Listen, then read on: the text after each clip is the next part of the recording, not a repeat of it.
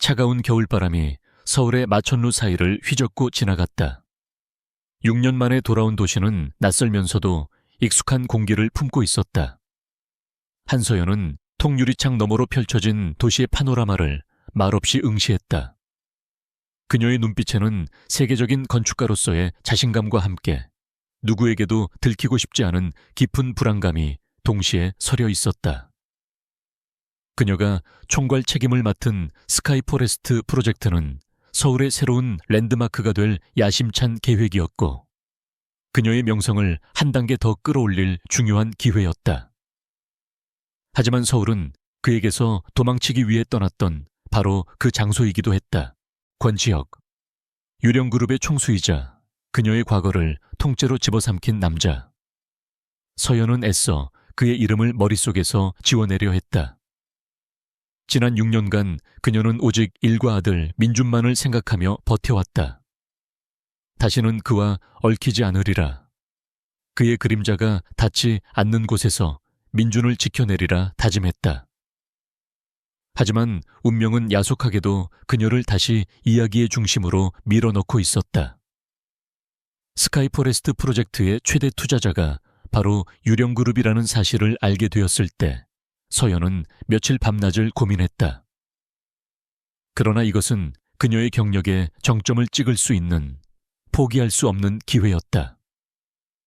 그녀는 강해져야만 했다. 같은 시각 유령그룹 본사 최고층에 위치한 CEO 집무실에서 권지혁은 냉막한 표정으로 서류를 검토하고 있었다.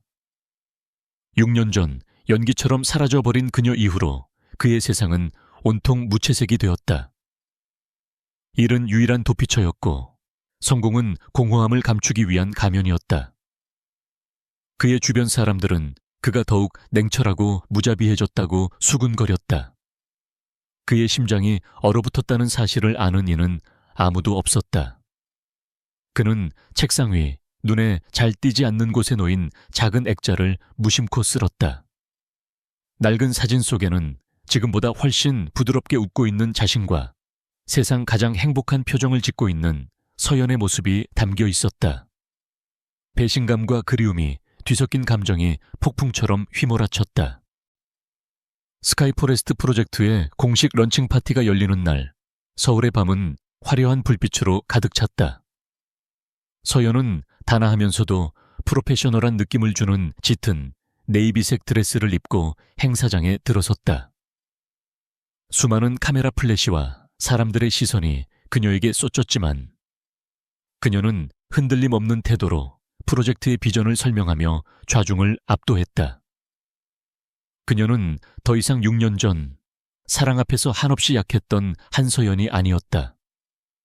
수많은 역경을 딛고 스스로의 힘으로 정상에 선 단단한 건축가였다. 그녀는 오늘 이 자리에서 권지혁을 마주하게 될 것을 이미 각오하고 있었다. 피할 수 없다면 정면으로 부딪히는 수밖에 없었다. 파티가 무르익을 무렵 장내의 미묘한 술렁임이 일었다. 모든 이의 시선이 입구로 향했다. 완벽한 맞춤 수트를 입은 권지혁이 얼음장 같은 무표정으로 들어서고 있었다. 그의 등장만으로도 주변 공기가 차갑게 가라앉는 듯 했다. 그는 수많은 인사들을 지나쳐 곧장 단상을 향해 걸어왔다. 그리고 마침내 두 사람의 시선이 허공에서 부딪혔다. 6년이라는 시간이 무색하게 모든 것이 순간 멈춰버린 듯한 착각이 들었다. 서연의 심장이 세차게 요동쳤지만 그녀는 애써 평온한 표정을 유지했다. 그의 눈빛은 예전처럼 따뜻하지 않았다. 깊이를 알 수 없는 차가운 심연, 그 안에는 배신감과 분노, 그리고 희미한 그리움이 복잡하게 얽혀 있었다. 오랜만이군 한서연 건축가. 지혁의 목소리는 낮고 차갑게 울렸다. 그는 의도적으로 건축가라는 호칭을 강조했다. 두 사람 사이에 존재했던 과거를 완전히 부정하려는 듯한 태도였다. 서연은 가볍게 목례하며 응수했다. 유령그룹 총괄 CEO께서 직접 와주실 줄은 몰랐습니다. 영광입니다. 그녀의 목소리 또한 감정 없이 건조했다. 주변 사람들은 두 사람 사이에 미묘한 기류를 눈치채지 못한 채 대한민국을 대표하는 CEO와 건축가의 만남이라며 감탄사를 연발했다. 하지만 두 사람만이 알 수 있었다. 이 짧은 대화 속에 얼마나 많은 칼날이 숨겨져 있는지. 그들의 재회는 결코 우연이 아니었다. 거대한 폭풍의 서막이었다. 지역은 서연의 흔들림 없는 모습에 속으로 혀를 찼다. 어떻게 저렇게 아무렇지 않은 얼굴을 할 수 있을까? 6년 전 단 한마디의 말도 없이 자신을 지옥으로 밀어넣고 떠난 여자. 그는 그녀를 증오하면서도 동시에 미치도록 그리워하는 스스로에게 환멸을 느끼고 있었다. 그는 서연의 손에 끼워진 반지를 보았다. 특정 브랜드가 없는 심플한 디자인의 반지였다. 결혼 반지는 아닌 듯 했지만 그의 심장을 서늘하게 만들기엔 충분했다. 그는 자신도 모르게 날카로운 질문을 던졌다. 지난 6년간 잘 지낸 모양이군. 보기 좋아. 그 말에는 비난과 원망이 섞여 있었다. 서연은 그의 의도를 알아차렸지만 동요하지 않았다. 덕분에요. 아주 잘 지냈습니다. 파티 내내 지역의 시선은 집요하게 서연을 쫓았다. 그는 그녀가 다른 투자자들과 웃으며 대화하는 모습, 프로젝트에 대해 열정적으로 설명하는 모습 하나하나를 눈에 담았다. 그녀는 완벽하게 변해 있었다. 과거에 여리고 순수했던 모습은 찾아볼 수 없었다. 지금 그녀는 누구도 쉽게 넘볼 수 없는 견고한 성처럼 보였다. 하지만 지역은 알았다. 저 견고함 뒤에 무언가를 필사적으로 숨기고 있다는 것을. 그는 반드시 알아내야만 했다. 그녀가 왜 떠났는지, 그리고 지난 6년간 어떻게 살아왔는지. 그것이 자신에게 또 다른 상처를 줄지라도 더 이상 이 지독한 공허함 속에서 살 수는 없었다. 행사가 끝나고 서연은 쏟아지는 찬사를 뒤로한 채 서둘러 주차장으로 향했다. 지역과의 재회는 생각보다 더 큰 내상을 남겼다. 애써 단단하게 쌓아 올린 마음의 벽에 균열이 가는 소리가 들리는 듯 했다. 그녀는 차에 오르자마자 깊은 한숨을 내쉬었다. 긴장이 풀리자 온몸에 힘이 빠져나갔다. 그때 차창을 두드리는 소리가 들렸다. 놀라서 고개를 돌리자 창밖에 권지혁이 서 있었다. 그는 더 이상 가면을 쓴 CEO가 아니었다. 6년 전 사랑했던 남자의 얼굴, 상처받은 눈빛으로 그녀를 바라보고 있었다. 왜 돌아온 거지? 그의 목소리가 낮게 잠겨 있었다. 서연은 차마 창문을 내리지 못했다. 그의 얼굴을 더 가까이에서 마주할 자신이 없었다. 그녀는 핸들을 꽉 쥔 채 정면만 응시했다. 일 때문에 돌아왔습니다. 제 사적인 감정은 없습니다. 그녀의 대답은 칼날처럼 차가웠다. 하지만 지역은 물러서지 않았다. 사적인 감정이 없어? 우리의 모든 것이 너에겐 아무것도 아니었나? 그의 목소리에 분노가 서렸다. 서연은 입술을 깨물었다. 아니, 모든 것이었다. 당신은 나의 세상이었고 나의 전부였다. 하지만 그 말을 내뱉는 순간 모든 것이 무너져 내릴 것을 알았다. 민준을 지킬 수 없게 될 것이다. 그녀는 끝까지 냉정해야 했다. 과거는 과거일 뿐입니다. 이제 그만 가주시죠. 지역은 서연의 단호한 태도에 결국 한 걸음 물러섰다. 하지만 그의 눈빛은 포기하지 않겠다는 의지로 불타고 있었다. 그는 차가 멀어지는 것을 끝까지 지켜보았다. 반드시 알아내고 말겠다. 너를 둘러싼 모든 진실을, 너를 다시 내 앞에 무릎 꿇게 만들겠다. 그의 마음속에서 증오와 사랑이 격렬하게 충돌하며 더욱 거세게 타오르기 시작했다. 그는 자신의 비서에게 전화를 걸어 차갑게 명령했다. 한서연 건축가, 지난 6년간의 모든 행적, 사소한 것 하나도 빠짐없이 알아내. 그녀 주변의 모든 인물까지 전부 다. 복수의 서막이 그렇게 조용히 올랐다. 서연은 집으로 돌아오는 내내 심장이 터질 것 같았다. 지혁의 마지막 눈빛이 머릿속을 떠나지 않았다. 그는 분명 무언가 알아내려 할 것이다. 그녀는 불안감에 휩싸였다. 하지만 현관문을 열자 작은 발소리가 달려오며 그녀의 불안을 눈 녹듯 녹여버렸다. 엄마. 작고 사랑스러운 아이 민준이 그녀의 품에 와락 안겼다. 서연은 아들을 힘껏 껴안았다. 이 아이를 위해서라면 무슨 일이든 할 수 있었다. 우리 아들 잘 있었어.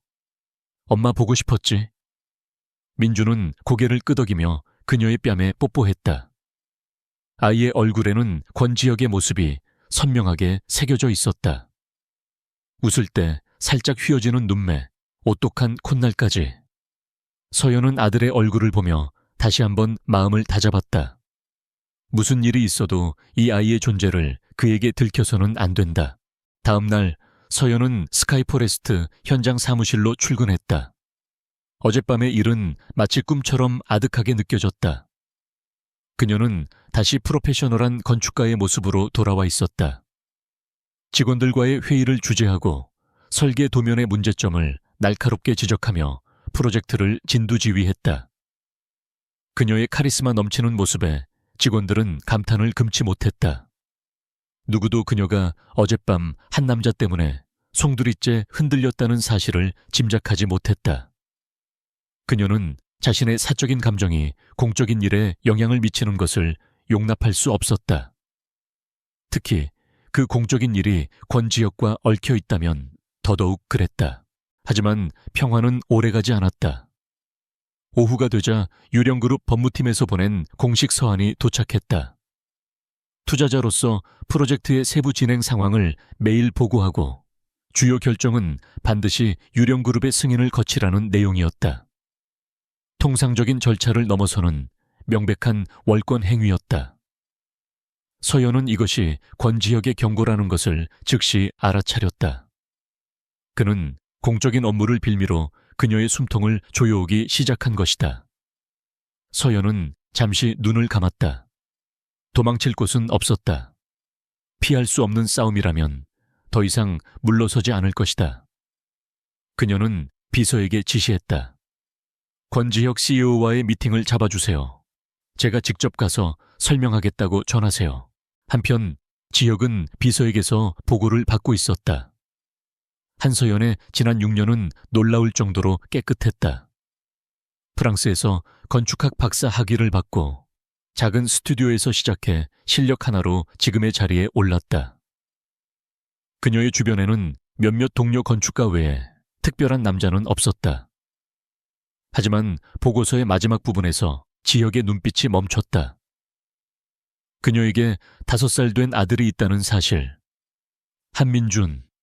아버지는 서류상 공란으로 되어 있었다. 지혁의 심장이 쿵 하고 내려앉았다. 5살.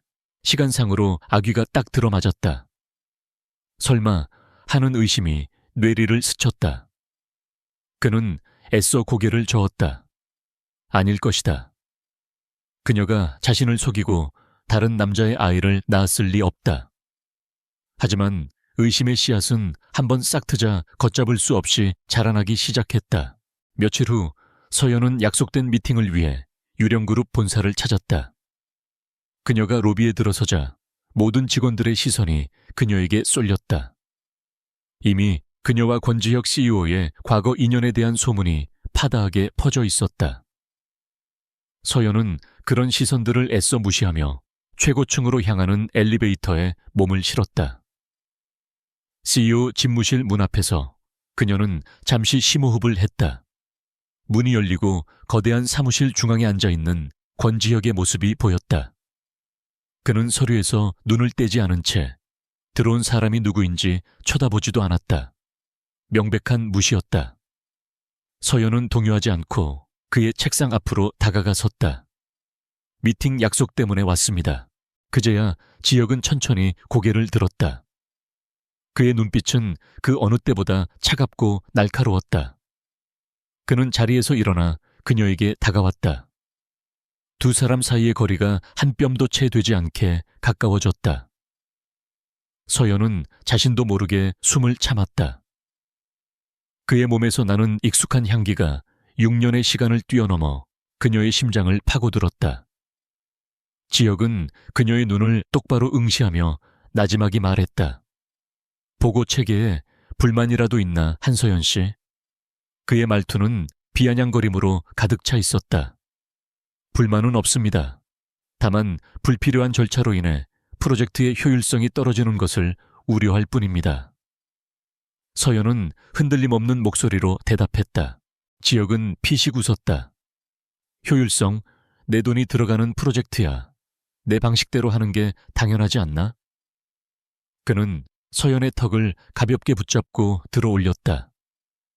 서연은 그의 손길을 뿌리치려 했지만 그의 힘을 당해낼 수 없었다. 네가 뭔데 내 앞에서 그런 말을 하는 거지. 6년 전처럼 또 말 한마디 없이 사라져버릴 여자가. 그의 목소리는 분노로 떨리고 있었다. 그 순간 그의 눈빛이 서연의 목에 걸린 목걸이에 닿았다. 아주 작은 별 모양의 펜던트. 그것은 6년 전 지혁이 그녀에게 직접 선물했던 것이었다. 아직도 이걸 하고 있었다니. 지혁의 심장이 혼란스럽게 요동쳤다. 그녀는 정말 모든 것을 잊은 것일까? 서연은 그의 손을 거칠게 쳐냈다. 제 개인적인 일과 프로젝트를 연관시키지 마십시오. 저는 유령그룹의 파트너로서 이 자리에 온 겁니다. 그녀의 눈빛은 단호했다. 지혁은 그런 그녀의 모습을 보며 더욱 화가 치밀어 올랐다. 그는 그녀를 몰아붙이고 상처 주고 무너뜨리고 싶었다. 그래서 가장 잔인한 말을 꺼냈다. 파트너? 좋아. 그럼 파트너로서 묻지. 내 아들은 누구 아이야? 그 질문이 던져진 순간 사무실의 모든 공기가 얼어붙었다. 서연의 얼굴이 새하얗게 질렸다. 그는 어떻게 알았을까? 그녀의 동공이 세차게 흔들렸다. 그토록 지키고 싶었던 비밀이 이렇게 허무하게 드러나 버릴 위기에 처한 것이다. 권지혁의 질문은 날카로운 비수가 되어 한서연의 심장에 박혔다. 세상의 모든 소리가 사라지고 오직 그의 목소리만이 귓가에 울리는 듯했다. 그녀는 간신히 숨을 참으며 무너지려는 자신을 필사적으로 붙잡았다. 여기서 흔들리는 모습을 보이면 모든 것이 끝장이었다. 그녀는 몇 초의 침묵 끝에 차갑게 얼어붙은 미소를 지어 보였다. 제 아들이 누구의 아이인지 권지혁 CEO께서 그렇게 궁금해하실 줄은 몰랐군요. 제 사생활까지 보고해야 할 의무는 없는 것 같은데요. 그녀는 그의 소나귀에서 벗어난 턱을 쓸며 일부러 더 당당하게 그의 눈을 마주했다. 그녀의 눈빛은 더 이상 흔들리지 않았다. 서연의 예상 밖의 반응에 이번에는 지혁이 당황했다. 그는 그녀가 울거나 당황하며 변명할 것이라 예상했다. 하지만 그녀는 오히려 그를 비웃고 있었다. 사생활이라. 좋아. 그럼 이건 어떤가? 아이 아빠는 누구지? 혹시 내가 아는 사람인가? 그는 집요하게 파고들었다. 서연은 어깨를 으쓱하며 대답했다. 글쎄요. 적어도 CEO님께서 아실 만한 분은 아닙니다. 이제 업무 이야기를 시작해도 될까요? 제 시간은 아주 소중해서 말입니다. 그녀는 완벽하게 화제를 돌리며 그가 던진 폭탄을 무력화시켰다. 지혁은 분노로 주먹을 쥐었지만 더 이상 그녀를 몰아쓸 명분이 없었다. 그는 결국 자리로 돌아가 앉으며 억지로 분을 사겼다. 하지만 그의 머릿속은 온통 5살 난 아들이라는 생각으로 가득 차 있었다. 그날의 미팅은 살얼음판을 걷는 듯한 긴장감 속에서 끝이 났다. 서연은 유령그룹 본사를 빠져나오자마자 비틀거리는 몸을 가까스로 가누었다. 아무도 없는 주차장에서 그녀는 참았던 숨을 몰아쉬며 차에 기댔다. 다리가 후들거렸다. 그의 눈빛, 그의 목소리가 온몸의 신경을 마비시키는 것 같았다. 그는 이미 의심하고 있다. 아니, 거의 확신에 가까울지도 모른다. 서연은 눈을 질끈 감았다. 더 이상 서울에 머무르는 것은 위험했다. 프로젝트가 안정되는 대로 최대한 빨리 민준을 데리고 이곳을 떠나야겠다고 다짐했다. 그녀는 서둘러 채올라 자신의 유일한 안식처인 집으로 향했다. 주말 아침 서연은 민준과 함께 과천의 한 미술관을 찾았다. 평일 내내 일에 시달렸던 만큼 주말만은 온전히 아들을 위한 시간으로 보내고 싶었다. 민준은 그림을 보는 것을 유난히 좋아했다. 엄마, 이 그림은 왜 슬픈 표정을 하고 있어요? 민준이 거대한 추상화 앞에서 고개를 갸웃거리며 물었다. 서연은 아들의 눈높이에 맞춰 몸을 낮추고 다정하게 설명해 주었다. 아마 화가 아저씨가 아주 많이 외로웠나 봐. 민준이가 그림이랑 친구해 줄래? 민준은 고개를 끄덕이며 작은 손으로 그림을 향해 손을 흔들었다. 그 사랑스러운 모습에 서연의 입가에 절로 미소가 번졌다. 바로 그때였다.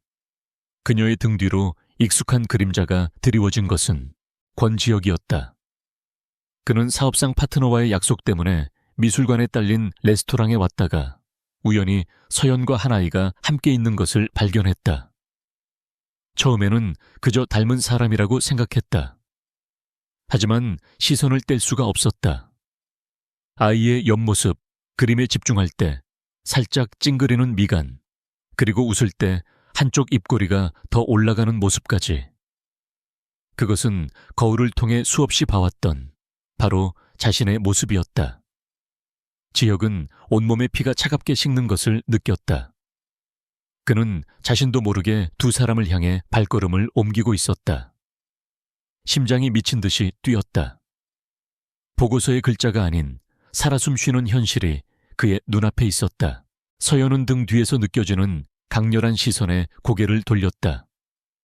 그리고 그 자리에 얼어붙었다. 권지혁이 믿을 수 없다는 표정으로 민준을 바라보고 있었다. 서연의 머릿속이 하얘졌다. 왜 하필 지금 여기서? 그녀는 본능적으로 민준을 자신의 등 뒤로 숨겼다. 그녀의 방어적인 행동에 지혁의 눈빛이 더욱 날카로워졌다. 그는 서연을 지나쳐 그녀 뒤에 숨은 아이에게 시선을 고정했다. 안녕, 지혁이 자신도 믿기지 않을 만큼 부드러운 목소리로 아이에게 말을 걸었다. 민준은 낯선 사람의 등장에 경계하면서도 호기심 어린 눈으로 지혁을 올려다보았다. 안녕하세요. 아이의 낭랑한 목소리가 전시실에 울렸다. 지혁은 아이와 눈을 맞추기 위해 무릎을 굽혔다. 가까이에서 본 아이의 얼굴은 그의 모든 의심을 확신으로 바꾸어 놓았다. 이것은 단순한 우연이나 닮은 수준이 아니었다. 아이는 그의 판박이었다. 이름이 뭐니? 그가 떨리는 목소리로 물었다. 민준이 서연의 옷자락을 꼭 붙잡은 채 대답했다. 권민준이에요. 권민준. 아이의 입에서 나온 권씨성은 지혁의 심장에 거대한 망치질을 하는 것 같았다. 그는 서연을 돌아보았다. 그녀의 얼굴은 새하얗게 질려 있었다. 더 이상의 질문은 필요 없었다. 모든 것이 명백해졌다. 분노, 배신감, 그리고 알 수 없는 슬픔과 환희가 뒤섞여 그의 안에서 폭발했다. 그 순간 지혁의 파트너가 그를 부르며 다가왔다. 권 대표님, 여기서 뭘 하고 계십니까? 지혁은 간신히 이성을 되찾았다. 그는 자리에서 일어나며 서연에게 얼음장 같은 목소리로 말했다. 나중에 다시 이야기하지. 그는 차마 아이에게서 눈을 떼지 못한 채 무거운 발걸음을 옮겼다. 서연은 지혁의 뒷모습이 완전히 사라지고 나서야 주저앉을 듯한 몸을 간신히 추슬렀다. 민준이 걱정스러운 얼굴로 그녀를 올려다보았다. 엄마, 왜 그래? 어디 아파? 서연은 아무 말 없이 아들을 끌어안았다. 모든 것이 끝났다. 그녀가 6년간 지켜온 성벽이 이렇게 허무하게 무너져 내리고 말았다. 한편 유령그룹의 부회장실에서는 권영태가 비서에게서 받은 보고서를 읽고 있었다. 그의 입계는 만족스러운 미소가 걸려 있었다. 한서연의 귀국, 그리고 그녀에게 아들이 있다는 사실. 그는 이 모든 상황이 자신에게 더없이 유리하게 돌아가고 있음을 직감했다. 아들의 이름이 권민준이라고 했나? 네, 부회장님. 서류상으로는 한민준이지만 아이는 스스로를 권민준이라고 부른다고 합니다. 비서의 대답에 권영태의 미소는 더욱 짙어졌다. 한서연, 그 어리석은 여자가 제 발로 호랑이 굴에 다시 들어온 것이다. 아이는 지역의 가장 강력한 후계자가 될 수도 있지만 동시에 가장 치명적인 약점이 될 수도 있었다. 권영태는 오랫동안 조카인 권지혁을 눈엣 가시처럼 여겨왔다. 형님의 갑작스러운 죽음으로 어부지리로 회장 자리를 꿰찬 놈. 그는 유령그룹이 당연히 자신의 것이 되어야 한다고 믿었다. 그는 비서에게 새로운 지시를 내렸다. 그 아이, 한민준에 대해 더 자세히 알아봐. 유치원은 어디를 다니는지, 동선은 어떤지, 그리고 아이의 머리카락이나 아이가 사용한 물건을 아무도 모르게 가져오도록 해. 그의 눈빛이 탐욕과 음흉함으로 번뜩였다. 그는 지역보다 먼저 그 아이가 정말 자신의 핏줄인지 확인하고 싶었다. 그리고 그 결과에 따라 다음 계획을 세울 생각이었다. 아이를 이용해 지역을 협박하거나 혹은 더 나쁜 상황에서는 그의 머릿속에 끔찍한 생각들이 스쳐 지나갔다. 미술관에서 돌아온 후 지혁은 집무실에 틀어박혀 아무도 만나지 않았다. 그의 머릿속은 민준의 얼굴로 가득 차 있었다. 자신의 어릴 적 앨범을 꺼내보았다. 사진 속에 어린 자신과 민준은 쌍둥이라고 해도 믿을 만큼 닮아 있었다. 그는 한서연을 증오했다. 어떻게 감히 자신의 아이를 6년 동안이나 숨길 수 있었을까? 하지만 증오와 함께 아버지라는 낯선 감정이 그의 마음속에서 싹트고 있었다. 아이의 맑은 눈동자, 낭랑한 목소리가 잊히지 않았다. 그는 비서를 호출했다. 어떻게 해서든 한민준 아이의 유전자 샘플을 구해와. 내가 직접 확인할 테니. 그의 목소리는 그 어느 때보다 단호했다. 며칠이 지났다. 서연은 지혁에게서 아무런 연락이 오지 않자 오히려 더 큰 불안감에 휩싸였다. 폭풍전야의 고요함. 그는 분명 무언가를 꾸미고 있을 것이다. 그녀는 민준의 신변 보호를 위해 등하원길에 직접 동행하기 시작했다. 그녀는 자신의 어리석음을 탓했다. 왜 하필 아이에게 권씨 성을 암시하는 이름을 지어주었을까?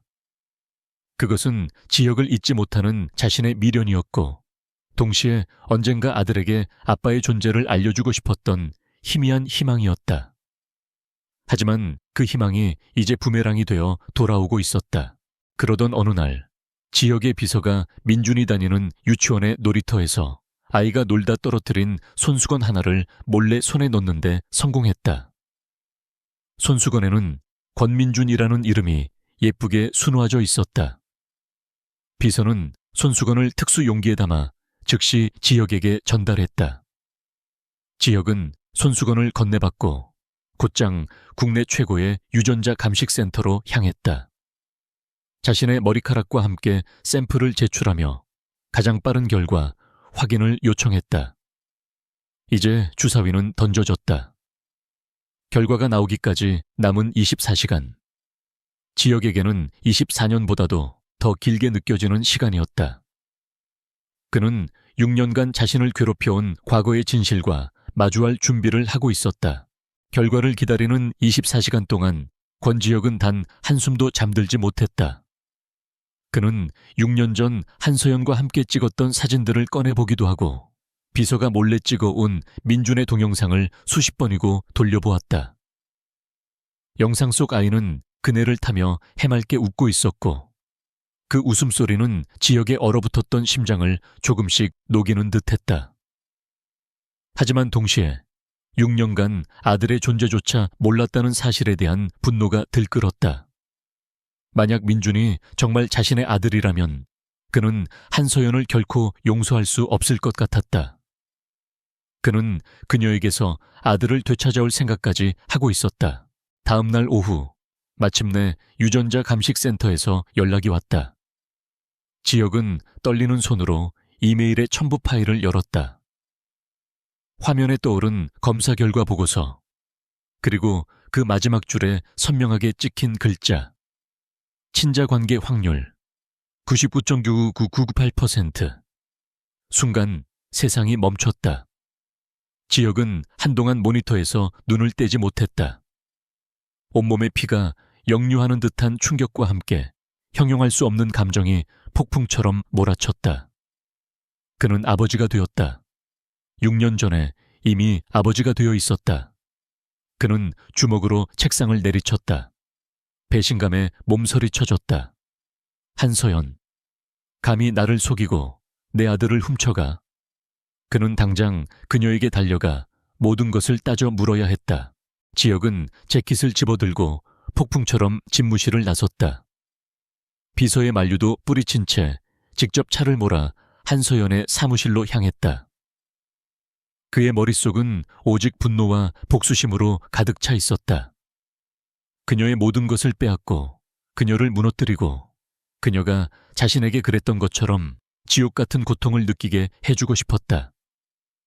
도심의 교통체증도 아랑곳하지 않고 질주한 끝에 그는 마침내 스카이포레스트 현장 사무실에 도착했다. 그는 문을 박차고 들어가 회의를 하고 있던 서연을 찾아냈다. 모든 직원들이 경악한 표정으로 그를 쳐다보았지만 그는 아랑곳하지 않았다. 그는 서연의 팔목을 거칠게 붙잡고 회의실 밖으로 끌고 나왔다. 이게 무슨 짓이에요? 서연이 그의 손을 뿌리치며 소리쳤다. 그녀의 얼굴에는 당혹감과 분노가 서려 있었다. 지혁은 그녀를 아무도 없는 비상계단으로 몰아붙였다. 그는 차갑게 식은 눈으로 그녀를 내려다보며 유전자 검사 결과 보고서를 그녀의 얼굴 앞에 던졌다. 이게 뭔지 설명해봐. 종이가 팔랑거리며 바닥으로 떨어졌다. 서연은 바닥에 떨어진 서류를 보고 얼굴이 잿빛으로 변했다. 그녀는 그가 결국 이런 방식을 쓸 것이라고는 예상하지 못했다. 그녀는 입술을 깨물며 아무 말도 하지 못했다. 그녀의 침묵은 지혁의 분노에 기름을 부었다. 왜 말 안 했어? 왜 내 아들을 6년 동안이나 숨긴 거야? 지혁의 고함이 좁은 비상계단을 울렸다. 내가 그렇게 우스웠나? 내 아이를 낳고도 나한테서 평생 숨길 수 있을 거라고 생각했어. 그의 목소리에는 6년간 쌓아온 원망과 고통이 고스란히 담겨 있었다. 서연은 그의 분노를 온몸으로 받아내며 눈을 감았다. 당신을 떠났으니까요. 우린 이미 끝난 사이였잖아요. 그녀의 대답은 변명처럼 들렸다. 끝나? 누가 끝났다고 했지? 네가 일방적으로 사라져 놓고 이제 와서 끝났다고. 지혁은 기가 막혀 헛웃음을 쳤다. 그는 서연의 양어깨를 붙잡고 거세게 흔들었다. 대체 왜? 이유가 있을 거 아냐? 돈 때문이었어? 아니면 다른 남자가 생긴 거였어? 그의 집요한 추궁에 서연의 눈에서 결국 눈물이 터져 나왔다. 그녀가 필사적으로 지키려 했던 모든 것이 무너져 내리고 있었다. 그만해요. 제발. 그녀는 흐느끼며 애원했다. 하지만 지혁은 멈추지 않았다. 그는 진실을 들어야만 했다. 말하라고, 한서연. 그의 외침에 서연은 마침내 무너지듯 입을 열었다. 무서웠으니까요.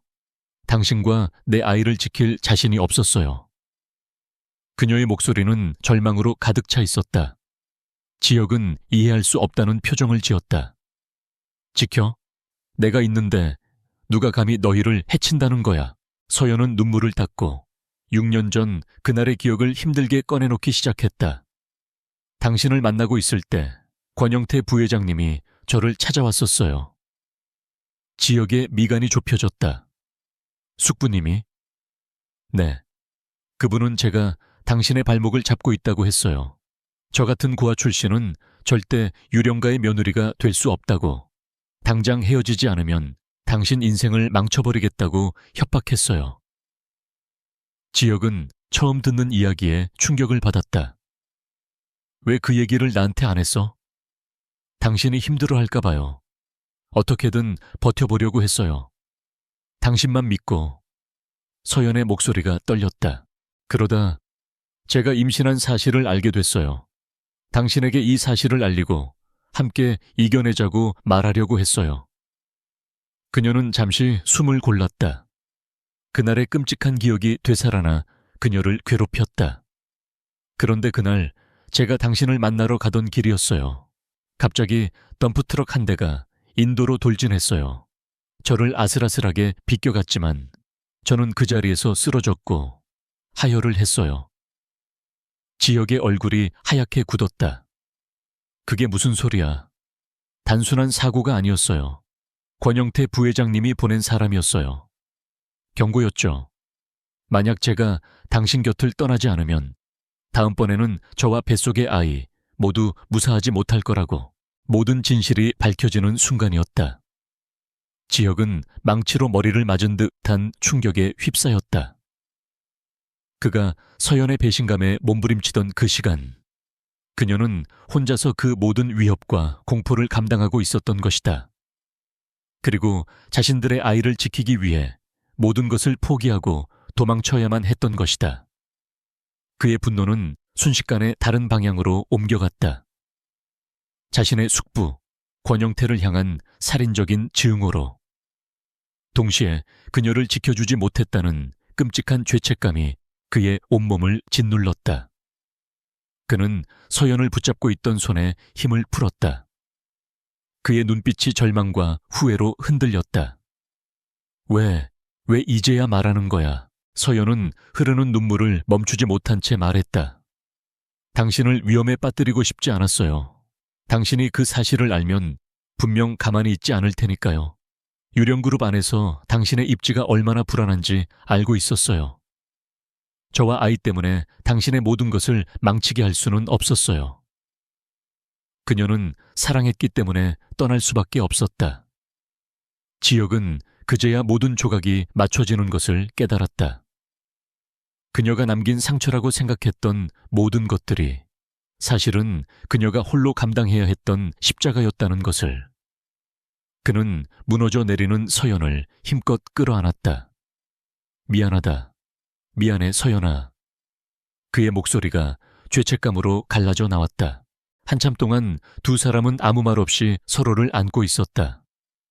6년의 오해와 원망이 눈물과 함께 씻겨 내려가고 있었다.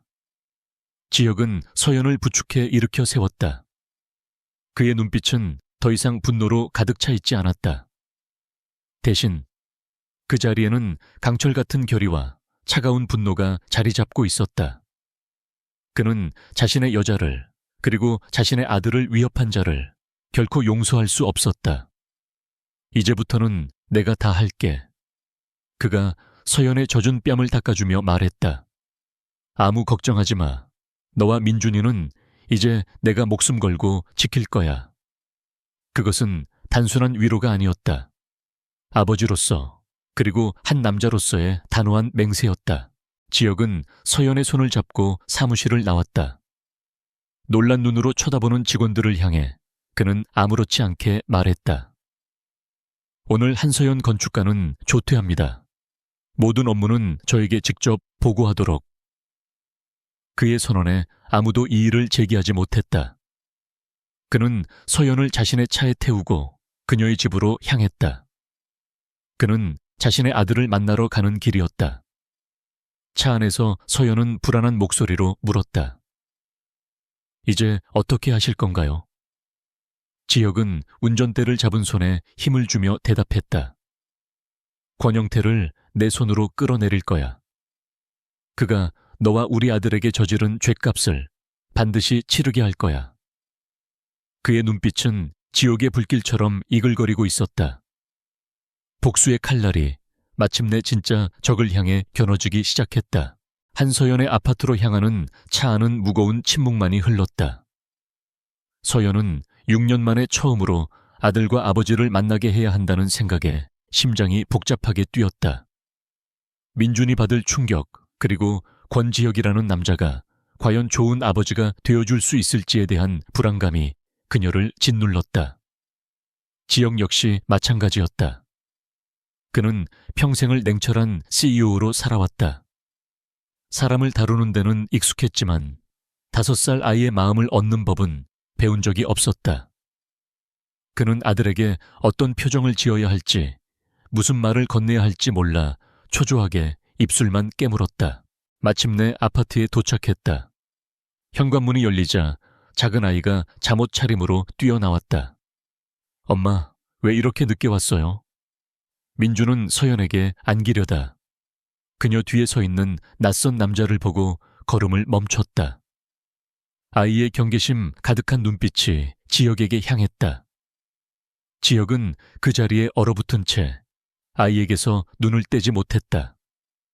자신의 피와 살을 나눈 아이, 자신의 모든 것을 걸고 지켜야 할 존재.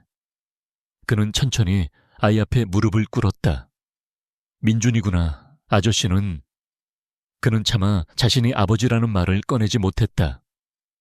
서연이 조심스럽게 민준의 등을 쓸어주며 말했다. 민준아, 이분은 엄마의 아주 소중한 분이야. 그리고 민준이한테도 아주 중요한 분이란다.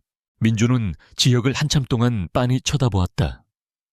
아이의 맑은 눈에는 어떤 계산도 편견도 없었다. 아이는 잠시 망설이더니 작은 목소리로 물었다. 아저씨가 우리 아빠예요? 아이의 돌직구 같은 질문에 이번에는 어른 2명이 동시에 당황했다. 지혁은 놀라움과 감동이 뒤섞인 눈으로 아이를 바라보았다. 그는 간신히 목소리를 쥐어짰다. 그래, 내가 민준이 아빠다. 그의 목소리가 미세하게 떨렸다. 그 말을 뱉는 순간 그는 비로소 자신이 진짜 아버지가 되었음을 실감했다. 민준은 아빠라는 말에 눈을 동그랗게 떴다. 그리고는 이내 환하게 웃으며 지혁의 목을 와락 껴안았다. 와, 나도 이제 아빠 생겼다. 아이의 순수한 반응에 지혁의 눈시울이 뜨거워졌다. 그는 작은 몸을 힘껏 껴안으며 평생 느껴보지 못했던 충만함과 행복을 느꼈다. 그날 밤 지혁은 서연의 집에서 떠나지 않았다. 그는 서툴지만 최선을 다해 민준과 놀아주었고 잠든 아이의 곁을 지켰다. 잠든 아들의 얼굴을 보며 그는 자신의 숙부 권영태에 대한 분노를 다시 한번 불태웠다. 감히 이 천사 같은 아이와 사랑하는 여자를 위협했던 그를 결코 용서할 수 없었다. 그는 서연에게 단호하게 말했다. 내일 당장 짐 싸. 더 이상 너희를 이런 곳에 둘 수 없어. 어디로 가는데요? 서연이 불안한 눈으로 물었다. 내 집으로, 대한민국에서 가장 안전한 곳으로. 그의 목소리에는 반박을 허용하지 않는 힘이 실려 있었다. 그녀의 독립적인 삶도 중요했지만 지금은 아이의 안전이 최우선이었다. 서연은 결국 고개를 끄덕였다. 다음 날 권지혁이 6년 만에 사라졌던 여자와 숨겨둔 아들을 데리고 한남동 최고급 펜트하우스인 자신의 집으로 들어왔다는 소문은 유령계 발칵 뒤집혔다. 권영태는 이 소식을 듣고 비웃음을 흘렸다. 어리석은 놈, 결국 제 발로 약점을 드러내는군. 그는 즉시 집안의 어른들을 소집했다. 예상대로 주말 저녁에 열린 가족 식사 자리는 지혁과 서연을 신문하는 청문회장이 되었다. 지혁아, 이게 대체 어찌 된 일이냐? 근본도 모르는 계집애와 애까지 데리고 들어오다니 우리 집안 망신이다. 나이 많은 친척 어른이 호통을 쳤다. 권영태의 아내가 교활한 미소를 지으며 서연에게 물었다. 아이가 벌써 5살이라면서요? 그동안 뭘 하다 이제 와서 나타난 건지 모르겠네.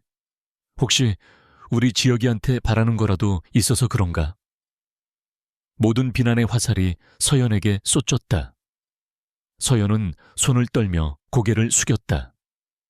그때 지혁이 차갑게 입을 열었다.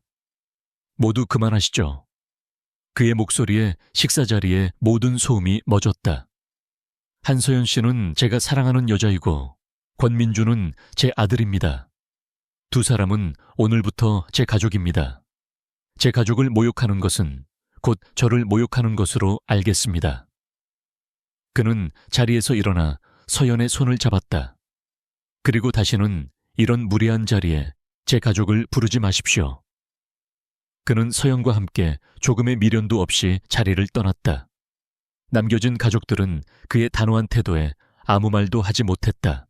권영태는 지역의 방역이 예상보다 거세자 다음 계획을 실행에 옮겼다. 그는 자신이 매수해둔 언론사와 접촉했다. 며칠 뒤 대한민국 모든 연예정보지와 증권가 찌라시에 익명의 제보를 가장한 악의적인 기사가 퍼지기 시작했다. 유령그룹 권지혁 CEO 숨겨둔 아들 발견. 알고 보니 6년 전 야반 도주한 여성의 계획된 접근. 고아 출신 건축가 한서연, 재벌가 입성 위해 아들 이용하나. 기사 내용은 서연을 돈을 노리고 의도적으로 접근했다가 더 큰 것을 얻기 위해 아이를 낳아 숨어 지내다 때를 맞춰 나타난 파렴치한 여자로 매도하고 있었다. 기사가 터지자 세상의 모든 비난이 서연에게 쏟졌다. 그녀의 개인 신상 정보가 인터넷에 떠돌아다녔고 스카이포레스트 프로젝트 게시판은 그녀의 사퇴를 요구하는 글로 도배되었다. 서연은 집 밖으로 한 발짝도 나갈 수 없었다. 그녀는 자신 때문에 지역의 명예와 유령그룹의 주가까지 폭락하는 것을 보며 깊은 죄책감에 시달렸다. 다 나 때문이에요. 내가 당신 곁을 떠나는 게 맞아요. 그녀가 눈물을 흘리며 말했다. 하지만 지역은 그녀를 더욱 강하게 끌어안았다. 아니, 이건 네 탓이 아니야. 이건 전쟁이야. 그리고 이 전쟁에서는 우리가 이길 거야. 그의 눈빛은 흔들림이 없었다. 지역은 더 이상 방어만 하고 있지 않았다. 그는 즉시 유령그룹 홍보실을 통해 공식 입장을 발표했다. 한서연 씨와 제 아들 권민준 군은 제게 가장 소중한 가족입니다. 과거 저희 두 사람에게는 피치 못할 사정이 있었습니다. 제 가족을 향한 모든 허위 사실, 유포와 명예훼손에 대해 유령그룹의 모든 법적 수단을 동원하여 강력하게 대응할 것임을 분명히 밝힙니다. 이것은 단순한 해명 자료가 아니었다. 유령그룹 전체를 걸고 자신의 가족을 지키겠다는 권영태를 향한 명백한 선전포고였다. 그리고 그는 가장 확실한 방법으로 자신의 의지를 세상에 보여주었다. 다음 날 아침, 그는 수많은 기자들이 진을 치고 있는 펜트하우스 정문으로 서연의 손을 잡고 민준을 품에 안은 채 당당하게 걸어 나왔다. 수백 개의 카메라 플래시가 동시에 터졌다. 지역은 조금도 위축되지 않았다. 그는 카메라를 정면으로 응시하며 서연의 이마에 가볍게 입을 맞추었다. 세상에서 가장 다정한 연인이자 세상에서 가장 든든한 아버지의 모습이었다. 그 모습은 다음 날 모든 신문 한 면을 장식했다. 권지혁 CEO, 사랑으로 정면 돌파. 권영태의 비열한 공격에 권지혁은 자신의 모든 것을 건 가장 강력한 방패, 가족이라는 이름의 성벽을 쌓아 올리며 방역을 시작한 것이다. 권지혁의 정면 돌파는 세간의 여론을 순식간에 뒤바꿔 놓았다. 비난은 동정으로, 의심은 응원으로 변했다. 유령그룹의 주가 또한 빠르게 안정을 되찾았다. 하지만 권영태는 이대로 물러설 인물이 아니었다. 여론전에서 밀리자 그는 전쟁터를 유령그룹의 심장부, 즉 이사회로 옮겼다. 그는 자신과 뜻을 함께하는 이사들을 규합하여 긴급 이사회를 소집했다. 명분은 CEO의 사생활 문제로 인한 그룹의 이미지 실추 및 주가 불안정에 대한 책임 추궁이었다. 그의 진짜 목적은 지역의 리더십에 흠집을 내고 이사회의 신임을 흔들어 놓는 것이었다. 차가운 공기가 감도는 이사회 회의실. 권영태가 먼저 포문을 열었다. 권지혁 대표, 개인적인 감정으로 그룹 전체를 위기에 빠뜨린 기분이 어떻습니까? 당신의 경솔한 행동 때문에 우리가 입은 손실이 얼마인지 알기나 합니까? 그의 선동에 몇몇 이사들이 동조하며 지혁을 압박하기 시작했다. 회사의 공식 채널을 사적인 해명에 이용한 것은 명백한 월권입니다. 투자자들의 불안이 커지고 있습니다. CEO로서의 자질이 의심스럽습니다.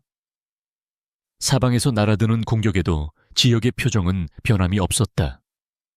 그는 모든 발언이 끝날 때까지 묵묵히 기다렸다. 마침내 회의실이 조용해지자 지혁은 자리에서 일어나 준비해온 프레젠테이션을 시작했다. 화면에는 최근 유령그룹이 체결한 대규모 해외 계약서와 신사업 부문의 경이적인 성장률 그래프가 나타났다. 제가 사생활로 시끄러웠던 지난 일주일간 유령그룹은 이만큼 성장했습니다. 주가의 일시적인 하락은 외부의 악의적인 흔들기 때문이지 그룹의 본질적인 가치가 훼손되었기 때문이 아닙니다. 그의 목소리는 낮았지만 회의실 전체를 압도했다. 그는 이사들 한 명 한 명과 눈을 맞추며 말을 이었다. 그리고 저는 그 악의적인 정보가 어디서부터 흘러나왔는지 아주 잘 알고 있습니다. 이 회사 내부에서 자신의 사리사욕을 위해 그룹 전체를 위기로 몰아넣는 배신자가 있다는 사실을 말입니다. 그의 시선이 권영태에게 멎었다. 권영태는 애써 태연한 척했지만 그의 얼굴 근육이 미세하게 떨리는 것을 지혁은 놓치지 않았다. 같은 시각 펜트하우스에서 서연은 더 이상 언론 기사에 연연하지 않았다. 그녀는 지혁이 자신과 민준을 지키기 위해 홀로 싸우고 있다는 것을 알았다. 그녀는 더 이상 보호만 받는 연약한 존재가 되고 싶지 않았다. 그녀는 지난 며칠간 유령그룹의 주가 변동 그래프와 권영태 측 이사들이 문제 삼는 자회사들의 재무 보고서를 밤을 새워 분석했다. 건축가로서의 그녀의 능력은 단순히 건물을 설계하는 데만 있는 것이 아니었다. 수만 개의 복잡한 데이터를 분석하고 그 안에서 패턴과 약점을 찾아내는 것 또한 그녀의 전문 분야였다. 그리고 그녀는 마침내 이상한 점을 발견했다. 권영태가 공격하는 회사들은 표면적으로는 아무런 연관이 없어 보였지만 모두 7년 전 지혁의 아버지가 갑자기 돌아가시고 권영태가 잠시 그룹 회장 직무대행을 맡았을 때 추진했던 프로젝트와 관련이 있었다. 대부분의 프로젝트는 막대한 손실만 남긴 채 실패로 끝난 것들이었다. 왜 하필 지금 권영태는 실패한 과거의 망령들을 다시 수면 위로 띄우는 것일까? 서연은 자신의 분석을 정리한 자료를 들고 서재에서 밤늦게 돌아온 지혁을 기다렸다. 지혁 씨, 이것 좀 봐줘요. 지쳐있던 지혁은 그녀가 내민 자료를 보고 눈빛이 변했다. 이건 권영태 부회장이 당신을 공격하는 진짜 이유가 단순히 경영권을 뺏기 위해서가 아닐지도 몰라요. 그는 뭔가를 필사적으로 숨기고 있어요. 그리고 그 비밀은 바로 이 실패한 프로젝트들 안에 있을 거예요. 서연의 날카로운 분석은 지혁에게 새로운 돌파구를 열어주었다. 그는 그동안 권영태의 공격을 막아내는 데만 급급했다. 하지만 이제 역공을 펼칠 무기를 찾을 수 있을지도 모른다는 희망이 생겼다. 두 사람은 그날 밤 함께 서재의 낡은 서류들을 뒤지기 시작했다. 7년 전의 프로젝트 보고서, 회계 장부들. 먼지 쌓인 과거의 기록 속에서 그들은 마침내 결정적인 단서를 찾아냈다. 그것은 아라미르 리조트 개발 사업이라는 카자흐스탄에서 진행되다 중단된 프로젝트였다. 보고서상으로는 현지 정세 불안으로 수천억 원의 손실을 보고 철수한 것으로 되어 있었지만 자금의 흐름이 불투명하고 증빙 서류가 조작된 흔적이 역력했다. 지혁은 즉시 한 사람을 떠올렸다. 윤상호 전무. 그의 아버지가 가장 신임했던 재무 전문가였지만 권영태가 실권을 잡은 후 한직으로 밀려나 있던 인물이었다. 지혁은 아무도 모르게 윤 전무와 접촉했다. 전무님, 아버지를 위해서 그리고 유령그룹을 위해서 저를 한 번만 도와주십시오. 지혁은 그에게 아라미르 프로젝트의 서류를 건네며 비밀리에 재조사를 부탁했다. 아버지를 향한 충성심이 강했던 윤 전무는 위험을 감수하고 지혁의 제안을 받아들였다. 그는 자신의 모든 인맥과 경험을 동원하여 권영태가 덮어버린 7년 전의 진실을 파헤치기 시작했다. 며칠 후 윤 전무에게서 긴급한 연락이 왔다. 그는 지혁을 아무도 없는 지하 주차장으로 불러냈다. 그의 얼굴은 긴장감으로 굳어 있었다. 찾았습니다, 대표님. 사라진 수천억 원의 행방을요.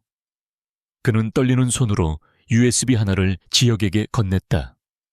권영태 부회장은 아라미르 프로젝트를 통해 거액의 비자금을 조성했습니다. 돈은 여러 개의 유령 회사를 거쳐 조세피난처의 비밀 계좌로 흘러 들어갔습니다. 그리고 놀랍게도 그 계좌는 아직도 사용되고 있었습니다. 윤 전무의 보고는 충격적이었다. 권영태의 죄는 단순히 경영권 다툼 수준이 아니었다.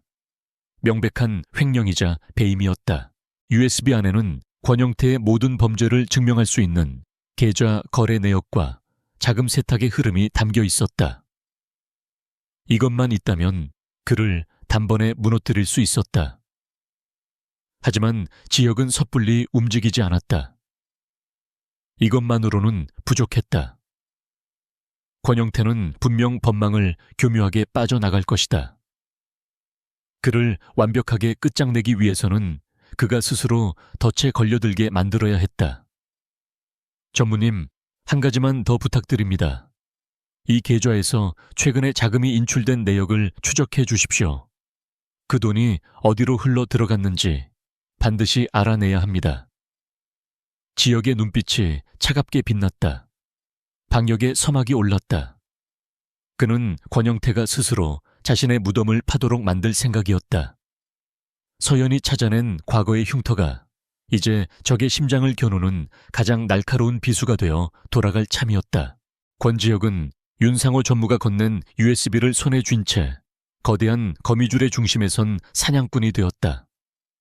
이제 필요한 것은 거미를 제 발로 거미줄에 걸려들게 할 미끼였다. 윤 전무는 지역의 지시대로 권영태의 비밀 계좌에서 최근 인출된 자금의 행방을 추적하기 시작했다. 며칠간의 끈질긴 추적 끝에 돈의 최종 목적지가 밝혀졌다. 시그널 솔루션이라는 이름의 흥신소. 표면적으로는 기업 컨설팅 업체였지만 뒤로는 온갖 불법적인 일을 처리해주는 해결사 집단이었다. 지역의 심장이 차갑게 내려앉았다. 6년 전 서연을 위협했던 자들도 분명 이런 부류의 인간들이었을 것이다. 이 업체를 샅샅이 뒤져주십시오. 대표부터 말단 직원까지, 그리고 6년 전후의 모든 거래 내역까지 전부 다요. 지역은 자신의 직속 보안팀에게 비밀 임무를 하달했다. 동시에 그는 서연과 함께 권영태를 올가맬 치밀한 덫을 설계하기 시작했다. 적의 눈과 귀가 자신들의 모든 것을 감시하고 있다는 사실을 역이용하기로 한 것이다. 작전의 핵심은 서연이 맡았다. 그녀는 더 이상 과거의 상처에 아파하는 피해자가 아니었다. 자신의 아들과 사랑하는 남자를 지키기 위해 기꺼이 미끼가 되기를 자처한 강인한 전략가였다. 작전은 바로 다음 날부터 시작되었다. 서연은 의도적으로 민준이 다닐 만한 스위스의 국제학교 브로슈어를 알아보는 모습을 집안의 가사 도우미에게 노출시켰다. 또한 프랑스에 있는 자신의 지인과 통화하며 더 이상은 못 버티겠어. 민준이를 데리고 그냥 떠나야 할 것 같아 라며 눈물 섞인 목소리로 하소연했다. 예상대로 권영태에게 매수된 가사 도우미는 이 모든 상황을 즉시 그에게 보고했다. 동시에 유령그룹 내부에서는 지혁이 아버지 시대의 낡은 프로젝트들을 전면 재감사하기 시작했다는 소문이 퍼져나갔다. 권영태의 숨통을 서서히 그리고 확실하게 조여오기 시작한 것이다. 권영태는 극도의 불안감에 휩싸였다. 한서연이 6년 전의 일에 대해 무언가 증거를 가지고 해외로 도망치려 하고 동시에 권지혁은 자신의 비자금 줄기였던 과거 프로젝트들을 파헤치고 있다. 모든 것이 자신을 겨냥하고 있었다. 그는 이대로 가다가는 모든 것을 잃을 수도 있다는 위기감을 느꼈다. 그는 더 이상 망설일 시간이 없다고 판단했다. 그는 한서연이 떠나기 전에 그녀가 가진 증거를 빼앗거나 혹은 그녀가 다시는 입을 열 수 없도록 만들어야 했다. 초조함에 휩싸인 그는 결국 해서는 안 될 최악의 실수를 저지르고 만다. 그는 인적이 드문 지하 주차장에서 시그널 솔루션의 대표를 직접 만났다. 지역의 보안팀은 이미 며칠 전부터 이 대표의 차량에 초소형 도청 장치를 설치해둔 상태였다. 오랜만이군, 조 실장. 권영태가 차 안에서 선글라스를 낀 채 말했다. 부회장님께서 직접 행차하실 줄은 몰랐습니다. 조 실장이라 불린 남자가 비굴하게 웃으며 대답했다. 시간 없어. 본론만 말하지. 한서연, 그 여자 기억하나? 그 말에 조 실장의 얼굴이 순간 굳었다. 6년 전 그 여자 말입니까? 그래, 그 여자가 다시 나타나서 내 속을 썩이고 있어. 곧 아이를 데리고 해외로 뜰 모양이야. 권영태는 담배에 불을 붙이며 말을 이었다. 그 여자가 뭘 가지고 있는지 모르겠어. 6년 전 일에 대한 증거일 수도 있고 아닐 수도 있지. 확실한 건 이대로 보내줄 수는 없다는 거야. 그는 조 실장에게 돈 가방을 던져주었다. 그 여자의 집을 샅샅이 뒤져. 컴퓨터, 서류, 뭐든 다 좋아. 6년 전 일과 관련된 게 있다면 모조리 찾아내. 만약 아무것도 없다면. 권영태의 목소리가 섬뜩하게 낮아졌다. 다시는 내 눈앞에 나타나지 못하게 확실하게 경고를 해줘. 6년 전처럼 말이야. 아이가 다치지 않는 선에서 그 여자만 조용히 처리해. 펜트하우스의 서재. 지혁은 헤드폰을 쓴 채 방금 전송받은 녹음 파일을 듣고 있었다. 헤드폰 너머로 자신의 숙부가 자신의 여자를 그리고 자신의 아들의 어머니를 해치라고 명령하는 목소리가 생생하게 들려왔다. 6년 전처럼. 그 한마디가 그의 마지막 남은 이성의 끈을 끊어버렸다. 그는 주먹을 너무 세게 쥔 나머지 손톱이 손바닥을 파고들어 피가 흘렀다. 서연이 걱정스러운 얼굴로 그에게 다가왔다. 지혁은 말없이 헤드폰을 벗어 그녀에게 건넸다. 녹음된 대화를 모두 들은 서연의 얼굴이 하얗게 질렸다. 그녀는 공포로 몸을 떨었다. 지혁은 떨고 있는 서연을 강하게 끌어안았다. 다 끝났어. 이제 다 끝났어, 서연아. 그의 목소리는 차갑게 분노하고 있었지만 그녀를 아는 손길은 더없이 다정했다. 그들은 마침내 괴물의 목소리가 담긴 빼도 박도 못할 증거를 손에 넣었다. 권영태의 횡령 혐의와 살인교사 혐의를 동시에 입증할 수 있는 완벽한 증거였다. 이제 더 이상 기다릴 필요가 없었다. 심판의 시간이 다가오고 있었다. 지혁은 윤상호 전무에게 전화를 걸었다. 전무님, 계획대로 내일 오전 10시 긴급 주주총회를 소집해 주십시오. 안건은 현 부회장 해임 및 비리 안건입니다. 수화기 너머로 윤 전무의 긴장된 목소리가 들려왔다. 대표님, 정말 하시겠습니까? 지혁의 대답은 단호했다. 네, 이 지긋지긋한 전쟁을 이제 끝내야겠습니다. 그는 전화를 끊고 서연을 바라보았다. 그녀의 눈에는 두려움과 함께 그에 대한 굳건한 믿음이 담겨 있었다. 내일 모든 것이 끝날 거야. 그리고 우리는 진짜 가족으로 다시 시작하는 거야. 지혁이 그녀의 이마에 입을 맞추며 말했다. 6년간의 긴 어둠을 지나 마침내 새벽이 오고 있었다. 내일 떠오를 태양은 과연 누구의 편에서 빛나게 될 것인가? 권영태가 쳐놓았던 거미줄은 이제 그의 목을 조이는 올가미가 되어 돌아갈 준비를 마친 상태였다. 유령그룹 역사상 전례 없는 긴급 주주총회가 열리는 날. 본사 건물은 이른 아침부터 수많은 기자들과 주주들로 인산인해를 이루었다. 안건이 현 부회장 해임이라는 사실이 알려지자 재계 전체가 이 형제 간의 싸움의 결말에 주목하고 있었다. 총 회장에 먼저 모습을 드러낸 것은 권영태였다. 그는 자신만만한 미소를 지으며 자신을 지지하는 이사들과 일일이 악수를 나누었다. 그는 권지혁이 막다른 골목에 몰려 자충수를 둔 것이라고 확신했다.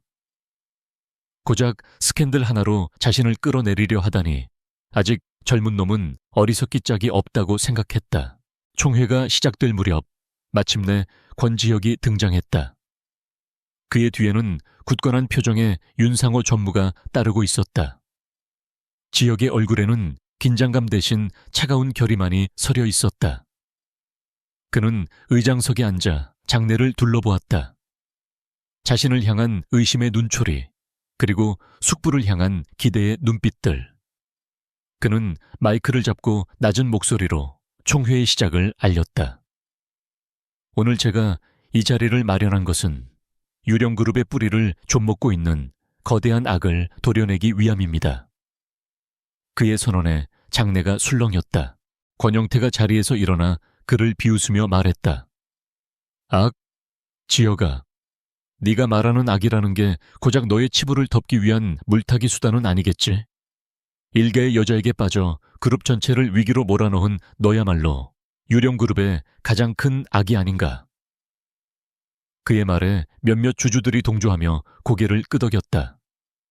지혁은 그의 말을 끝까지 들은 후 아무런 대꾸도 없이 스크린을 향해 손짓했다. 화면에 나타난 것은 카자흐스탄의 황량한 사막 사진과 함께 아라미르 리조트 개발 사업이라는 프로젝트명이었다. 7년 전 유령그룹은 이 프로젝트로 3천억 원이라는 막대한 손실을 입었습니다. 당시 사업 총책임자는 지금 제 앞에 계신 권영태 부회장이었습니다. 지역의 목소리가 회의장에 울려 퍼졌다. 권영태의 얼굴이 순간 굳었다. 그게 무슨 소리냐? 이미 끝난 일을 왜 다시 들추는 거지?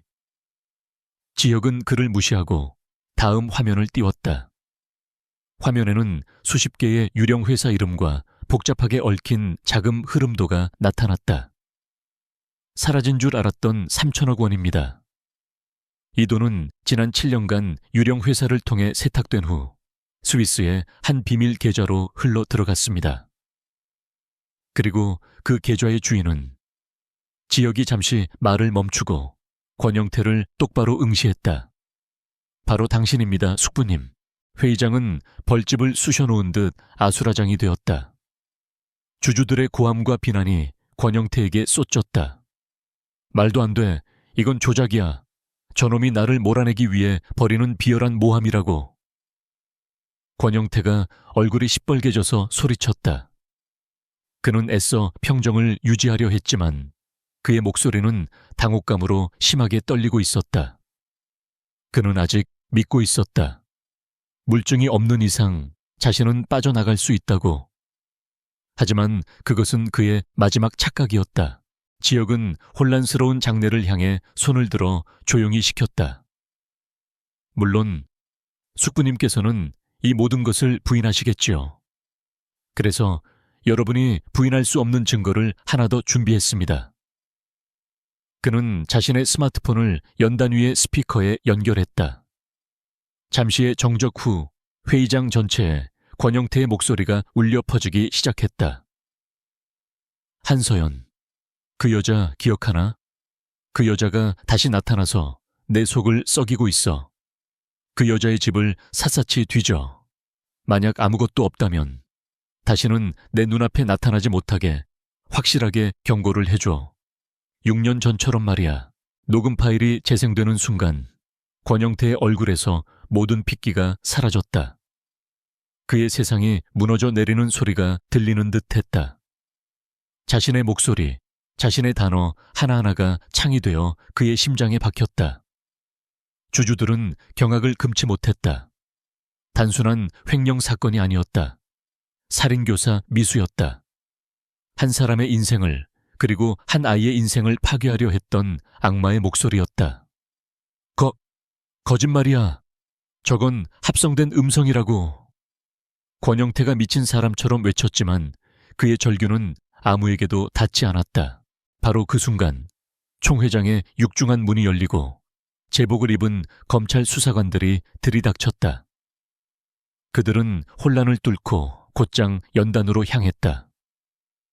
권영태 씨, 특정경제범죄, 가중처벌 등에 관한 법률 위반, 즉 횡령 및 배임, 그리고 살인교사 혐의로 긴급 체포합니다. 수사관이 차가운 목소리로 체포영장을 내밀었다. 권영태는 그 자리에 주저앉았다. 그의 제국이, 그의 모든 야망이 한 줌의 재가 되어 무너져 내리는 순간이었다. 그는 수갑이 채워진 채 기자들의 수많은 플래시 세례를 받으며 힘없이 끌려나갔다. 한때 유령그룹의 2인자였던 그의 마지막 모습은 더없이 초라하고 비참했다. 모든 폭풍이 지나간 후 지혁은 의장석에 서서 지쳐버린 주주들을 향해 고개를 숙였다. 그룹의 치부를 드러내게 되어 송구스럽습니다. 하지만 골문 상처는 도려내야만 새살이 돋는 법입니다. 저는 오늘 이후 유령그룹을 바로 세우고 가장 정직하고 투명한 기업으로 다시 태어나게 할 것을 이 자리에서 약속드립니다. 그의 진심 어린 연설에 주주들은 뜨거운 박수로 화답했다. 마침내 기나긴 전쟁이 끝이 난 것이다. 지혁은 아수라장이 된 총회장을 뒤로하고 조용히 빠져나왔다. 건물 옥상 정원, 그가 약속했던 장소에는 서연이 초조하게 그를 기다리고 있었다. 그녀는 지혁을 보자마자 달려와 그의 품에 안겼다. 끝났어요. 그녀의 목소리가 가늘게 떨렸다. 지혁은 그녀를 더욱 힘껏 안아주며 대답했다. 그래, 이제 다 끝났어. 두 사람은 아무 말 없이 서로의 온기를 나누었다. 수많은 말보다 더 깊은 위로와 이해가 두 사람 사이에 흘렀다. 6년이라는 긴 시간의 아픔과 오해가 마침내 마침표를 찍는 순간이었다. 지혁은 서연의 손을 잡았다. 그 손은 여전히 떨리고 있었지만 그 어느 때보다 따뜻했다. 두 사람은 함께 정문으로 향했다. 쏟아지는 햇살 속으로 이제는 온전한 가족으로서의 첫걸음을 내딛기 위해 권영태의 몰락은 유령그룹의 거대한 후폭풍을 몰고 왔다. 연일 뉴스에서는 대한민국을 대표하는 기업의 추악한 이면을 대서특필했고 그룹의 이미지는 바닥으로 추락했다. 하지만 권지혁은 흔들리지 않았다. 그는 이 위기를 정화의 기회로 삼았다. 그는 가장 먼저 대국민 사과를 통해 모든 과오를 인정하고 권영태의 비자금으로 조성된 재산을 사회에 환원하겠다고 발표했다. 또한 윤상호 전무를 부회장으로 승진시키고 투명경영위원회를 설립하는 등 강도 높은 내부 개혁을 단행했다. 그의 진심 어린 행보에 위태롭던 여론은 점차 그를 지지하는 방향으로 돌아섰다. 외부의 폭풍을 잠재우는 동안 지혁은 내부의 상처를 보듬는 일 또한 소홀히 하지 않았다. 그에게 가장 중요한 것은 이제 회사가 아니라 가족이었다. 하지만 6년이라는 시간의 강은 생각보다 깊었다. 서연은 여전히 밤마다 악몽을 꾸었고 지혁은 서툰 아버지 역할에 매번 좌절감을 느꼈다. 두 사람 사이에는 사랑이 있었지만 그 사랑을 온전히 표현하는 방법은 잊어버린 듯 어색한 침묵이 흐르곤 했다. 그들은 서로에게 너무나 큰 상처를 주었고 또 너무나 큰 상처를 받았다. 용서와 화해에는 시간이 필요했다. 어느 주말 저녁 민준이 잠든 후 지혁은 서연을 데리고 그들이 처음 만났던 오래된 서점으로 향했다. 그곳은 6년 전과 변함없는 모습이었다. 기억나? 여기서 네가 찾는 책을 내가 먼저 발견했었지. 지혁이 추억에 잠긴 눈으로 말했다. 서연은 희미하게 미소 지었다. 기억나요. 그때 당신 정말 재수 없는 사람이었어요. 알아. 그런데도 넌 나랑 사귀었지. 두 사람은 낡은 책장 사이에 나란히 앉았다. 지혁은 오랫동안 망설이다 어렵게 입을 열었다. 미안했어. 널 지켜주지 못해서. 6년 동안 혼자 그 모든 고통을 겪게 해서 정말 미안했다.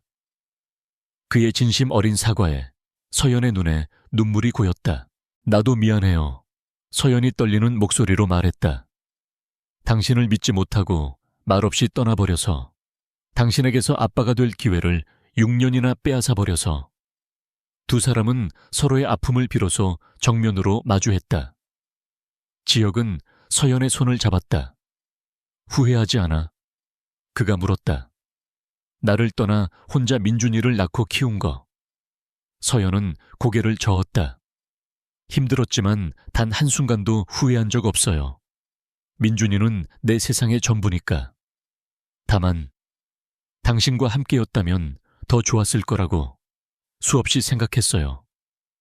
그녀의 고백에 지혁은 더 이상 참지 못하고 그녀를 끌어안았다. 이제부터 그렇게 하자. 이제부터 우리의 모든 순간을 함께하는 거야. 그는 그녀의 손등에 입을 맞추었다. 그것은 용서이자 화해이고 새로운 시작을 약속하는 맹세였다. 그날 이후 집안의 풍경은 조금씩 변하기 시작했다. 지혁은 아무리 바빠도 저녁 식사는 반드시 가족과 함께 했고, 주말에는 온전히 민준과 시간을 보냈다. 그는 민준에게 자전거 타는 법을 가르쳐 주었고, 함께 로봇을 조립했으며, 잠들기 전에는 항상 동화책을 읽어주었다. 서툴렀던 아버지는 어느새 아들에게 세상에서 가장 멋진 영웅이 되어 있었다. 서연은 그런 두 사람의 모습을 보며 비로소 진정한 평화와 행복을 느꼈다. 그녀 또한 자신의 일을 포기하지 않았다. 스카이포레스트 프로젝트는 성공적으로 완공되어 서울의 새로운 랜드마크로 자리 잡았고, 그녀는 건축가로서 최고의 명성을 얻었다. 그녀는 더 이상 권지혁의 여자가 아닌 당당한 건축가 한서연으로 세상에 섰다.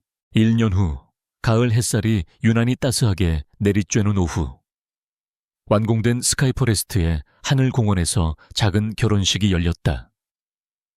하객은 몇몇에 가까운 지인들 뿐이었다. 세상의 주목을 받는 화려한 결혼식 대신 그들은 서로에게만 집중할 수 있는 조용하고 진실된 서약을 원했다. 순백의 드레스를 입은 서연은 세상에서 가장 아름다운 신부였다. 턱시도를 입은 지혁의 옆에는 꼬마 신사가 된 민준이 두 사람의 반지를 들고 서 있었다. 지혁은 서연의 손에 반지를 끼워주며 낮은 목소리로 맹세했다. 나의 세상, 나의 전부가 되어줘서 고마워. 남은 내 모든 시간, 당신과 민준이만을 위해 살게. 사랑한다, 한서연. 서연 역시 눈물을 글썽이며 그의 손에 반지를 끼워주었다. 나도 사랑해요, 권지혁 씨. 두 사람의 입맞춤 위로 사람들의 따뜻한 박수와 민준의 환호성이 쏟졌다. 다시 1년이 흐른 어느 봄날, 지혁과 서연, 그리고 7살이 된 민준은 제주도의 한적한 바닷가를 거닐고 있었다. 서연의 배는 이제 제법 불러 있었다. 민준은 곧 태어날 동생에게 줄 조개 껍데기를 줍느라 여념이 없었다. 지혁은 그런 아들을 사랑스럽게 바라보다 서연의 어깨를 감싸 안았다. 행복해? 그가 나지막이 물었다. 서연은 말없이 그의 어깨에 머리를 기댔다. 그녀의 얼굴에는 더 이상의 불안이나 슬픔의 그림자는 찾아볼 수 없었다.